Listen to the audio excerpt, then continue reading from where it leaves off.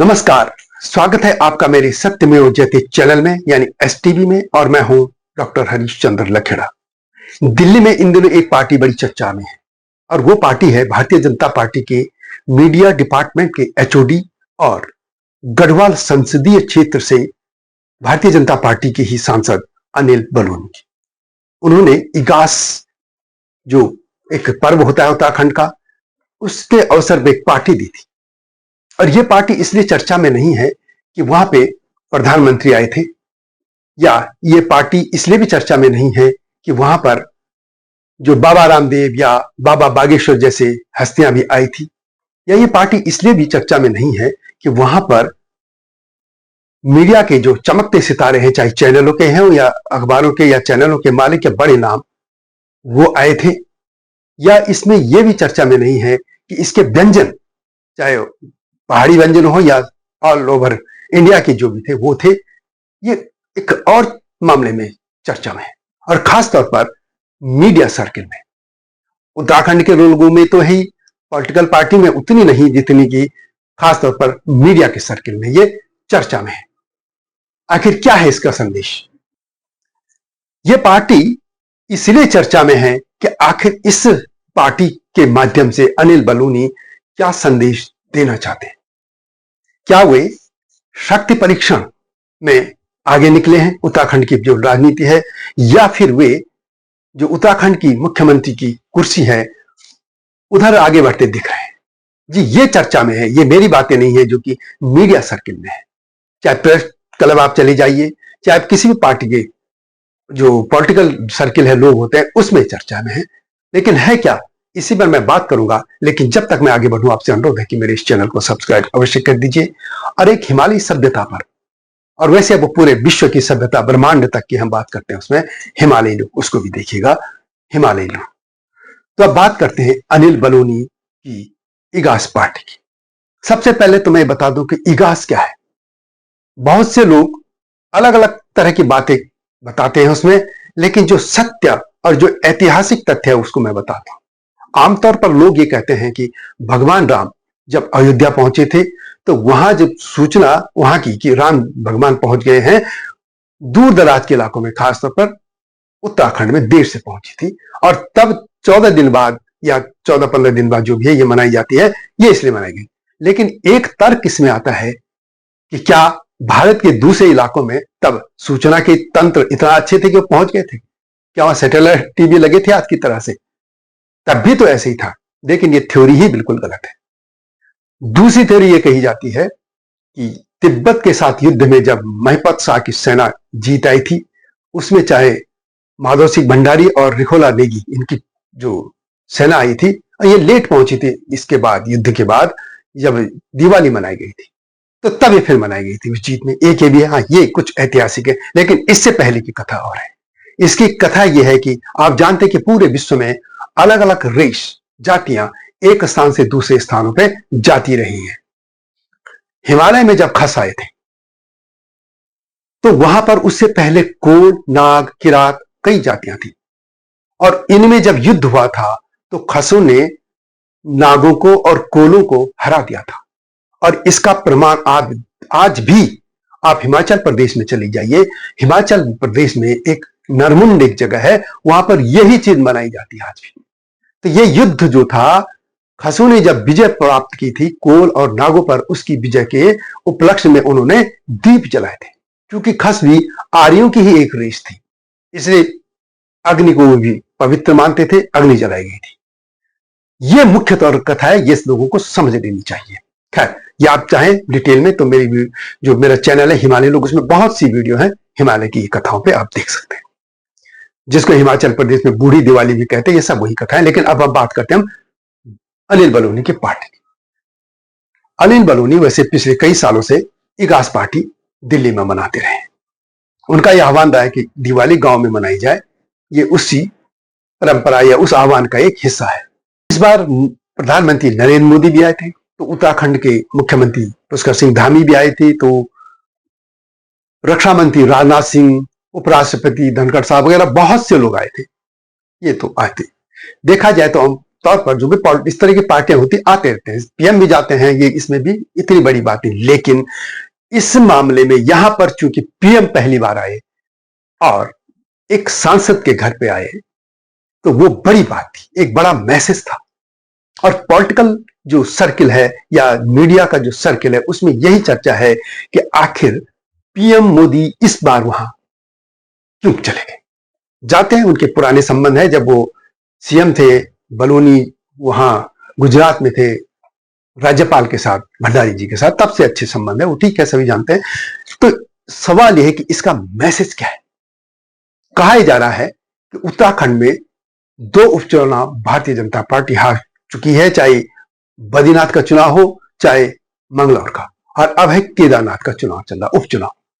इसमें भी यदि पार्टी हार जाती है तो मुख्यमंत्री धामी के लिए एक संकट होगा।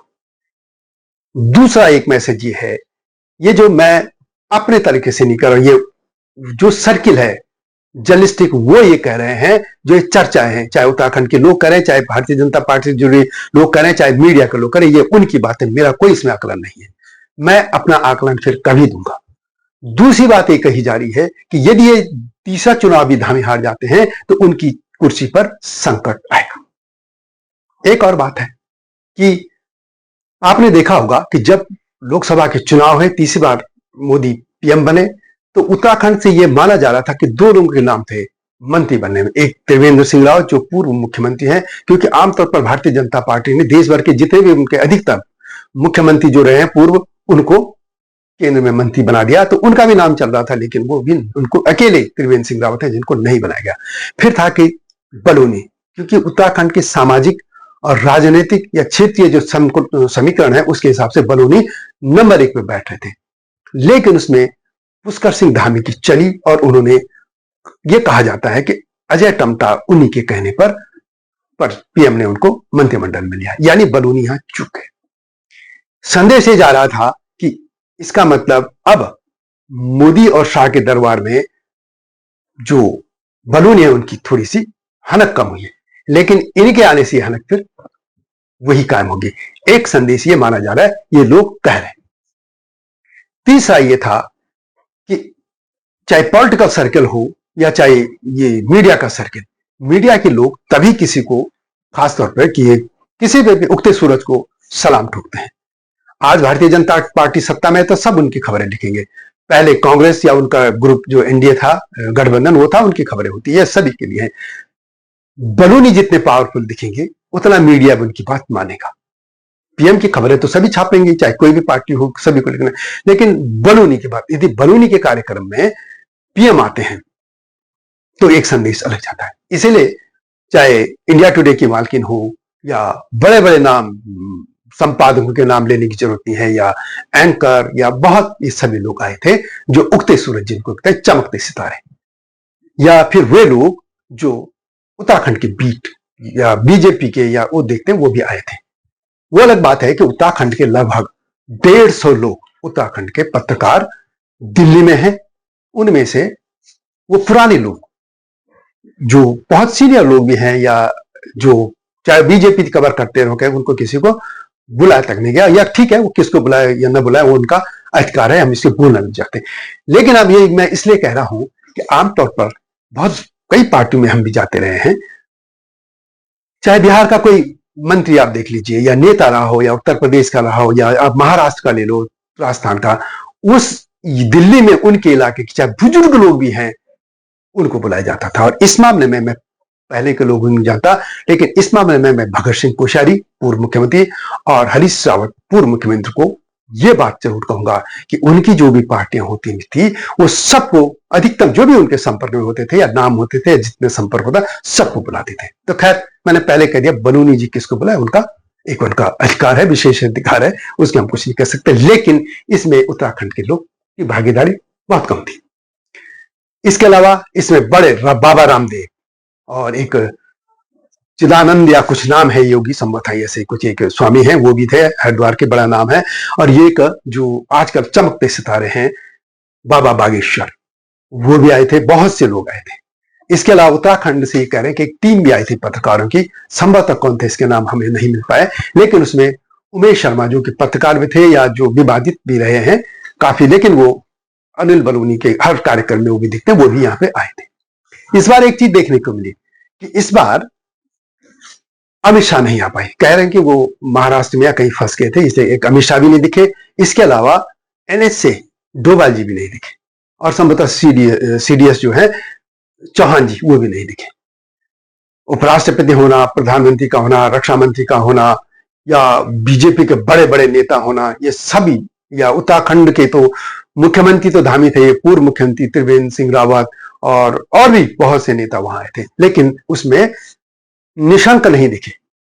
ये तो जो लोग बता रहे ये थे, क्योंकि हम तो गए नहीं थे वहां पे, तो ये पार्टी का कहा जा रहा। बाकी पार्टी को कहा कि बहुत भव्यता से खाना खिलाया गया, उत्तर भारत का भी था, दक्षिण भारत का भी, अच्छी बात है, बहुत अच्छी उनकी मेजबानी थी। और इगास को ये अच्छी बात है कि इसको हम जो नई पीढ़ी है उसको समझना चाहिए कि हमारे पर्व क्या है, इनको मनाया जाना चाहिए, ये एक अच्छी पहल थी।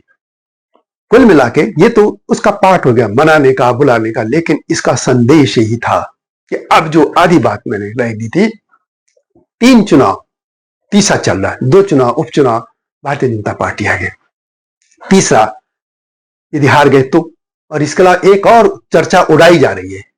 अब ये सत्य है क्या है ये तो समय बताएगा कि भारतीय जनता पार्टी में, क्योंकि ये जर्नलिस्टों ने मुझे कहा, मैं ये कह रहा ये मेरी बात ही नहीं है, जो चर्चा में है, या लोग पूछ भी रहे क्या कहीं ऐसा है, इसको इसी तरीके से ले लीजिए कि क्या कहीं ऐसा है कि जो अब 22 में चुनाव होते अब होंगे 27 में विधानसभा के, उत्तर प्रदेश के साथ एक साथ होने के, तो क्या नए नेता के नेतृत्व में ये चुनाव लड़ा जाएगा या धामी, ये तो देखने की बात होगी। लेकिन जो मैं कह रहा हूं सर्किल में चर्चा है, उड़ी है या उड़ाई गई है, ये क्या है ये तो ईश्वर जाने। और वैसे उत्तराखंड में मुख्यमंत्री रहेगा नहीं रहेगा ये सिर्फ 2 लोग जानते हैं, तीसरा कोई जानता ही नहीं है, वो है प्रधानमंत्री नरेंद्र मोदी और दूसरे गृह मंत्री अमित शाह। लेकिन चर्चा ये है और कुल मिला के संदेश ये है कि अनिल बलूनी अपना शक्ति प्रदर्शन उन्होंने जो दिखाया उसमें वो सफल रहे। दूसरा वो संदेश देने में सफल रहे कि अभी भी वे पीएम मोदी और अमित शाह के उतने ही खास हैं। और तीसरा वे साफ तौर पर बात यह है कि इगास के बहाने उत्तराखंड की जो मुख्यमंत्री की कुर्सी है उस पर नजर है। और वैसे गलत भी नहीं है, किसी पॉलिटिकल पार्टी में कोई क्यों जाएगा सर्वोच्च पद पाने के लिए, तो जाता ही है, उसके सपने भी हैं और होने भी चाहिए, और इसलिए ये है। और अंत में एक और बात, यदि उत्तराखंड के लोग इस वीडियो को देख रहे हैं तो ये आपके लिए बहुत अच्छा अवसर है, क्योंकि ये पहले ऐसे सांसद हैं जो प्रधानमंत्री के इतने निकट हैं।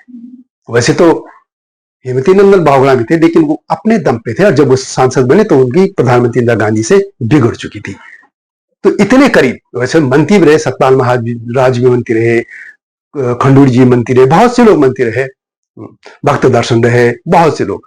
लेकिन मैं पौड़ी कॉन्स्टिट्यूंसी की भी बात कर रहा हूं, तो पीएम के जो इतना नजदीक है, इसका मतलब यह है कि उत्तराखंड के लोग और खासतौर पर जो गढ़वाल संसदीय क्षेत्र है उस क्षेत्र के लिए बहुत से काम कराए जा सकते हैं, क्योंकि उत्तराखंड में जो पलायन है उसमें नंबर 1 पलायन जो हुआ सबसे ज्यादा हुआ वो पौड़ी जिले से हुआ, जो कि इसी कॉन्स्टिट्यूंसी का एक हिस्सा है।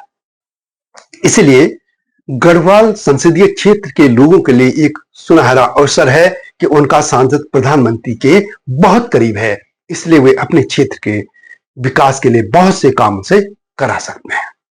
मैं क्षेत्र के विकास की बात कर रहा हूं, मैं निजी काम की बात ही नहीं कर रहा हूं। एक बात और, वैसे तो बहुत पार्टियां चर्चा में होती है, अभी जो मुकेश अंबानी है उनके बेटे की शादी बहुत चर्चा में रही, लेकिन वो धनाढ्य लोगों का काम है पैसा खर्च करना। उससे पहले मुझे याद है कि लगभग 2 दशक पहले सहारा श्री जो सुब्रतो राय सहारा थे, सहारा के मालिक ग्रुप के, उनके बेटे की 2 बेटों की एक बार शादी है, तो वो भी चर्चा में हुई थी, बहुत खर्च हुआ था उसमें।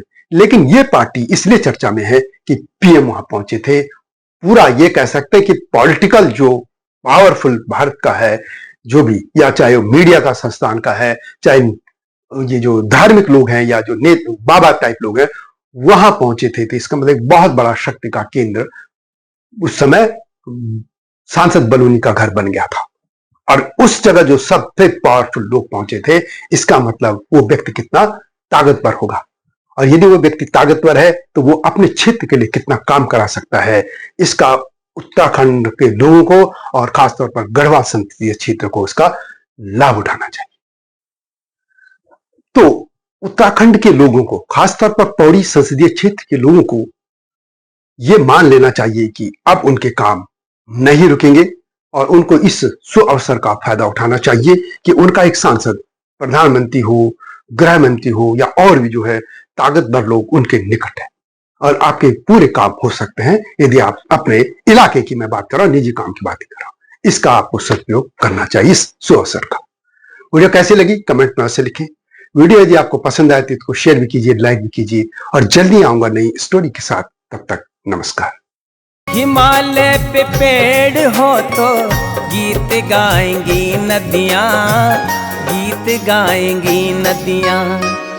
पेड़ों पे चिड़िया है तो गीत गाएंगी नदियाँ, पेड़ों पे चिड़िया है तो गीत गाएंगी नदियाँ। माँ की लोरी जैसे होते हैं नदियों के गीत।